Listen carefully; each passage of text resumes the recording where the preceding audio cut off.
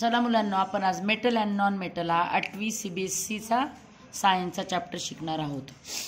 Introduction.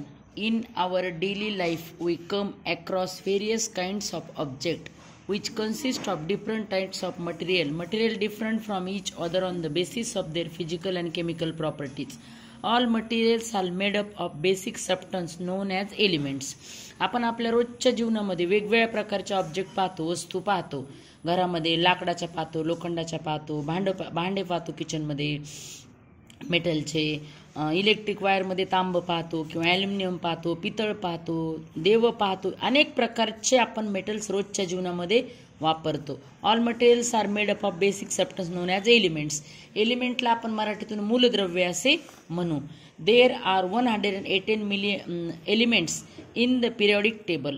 Periodic table म्हणजे आवर्त सारणी, आणि त्याच्यामध्ये आपल्याला 118 एलिमेंट आहेत. Each element has a specific set of physical and chemical properties. Element are classified broadly into the 3 group based on some basic physical and chemical properties. हे जे मूलद्रव्य आहेत, हे जे एलिमेंट्स आहेत, ते क्लासिफाय केलेत, वर्गीकरण त्याच्या 3 ग्रुपमध्ये त्याच्या प्रॉपर्टीनुसार म्हणजे गुणधर्मानुसार. मग पहिला काय? मेटल आहे. The element that tend to be the ductile, hard, lustre, malleable and good conductor of heat and electricity all called metals. आता कंडक्टर म्हणजे कोणती पण गोष्ट वाहून नेणारे.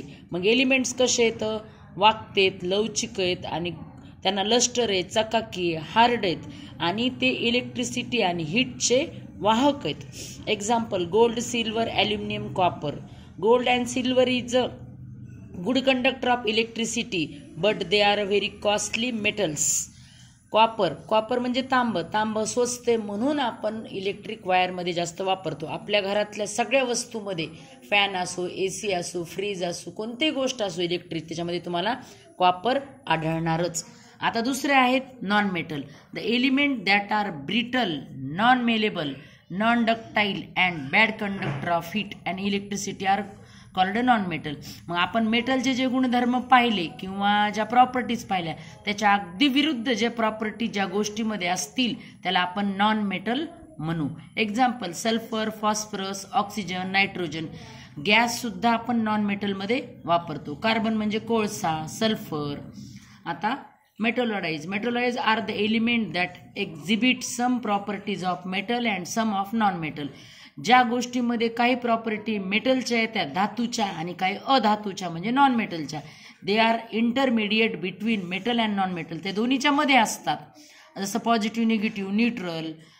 On the periodic table the elements coloured yellow are considered to be metalloids. Metalloids म्हणजे ह्या जे 118 एलिमेंटचा हा जर पिरियडिक टेबल आहे, याच्यामध्ये जे येल्लो कलरनं दाखवलेला आहे, मग याच्यामध्ये काही प्रॉपर्टी मेटलच्या आहेत, काही नॉन मेटलच्या आहेत. इतकं आपण आजच्या ह्याच्यामध्ये शिकलो.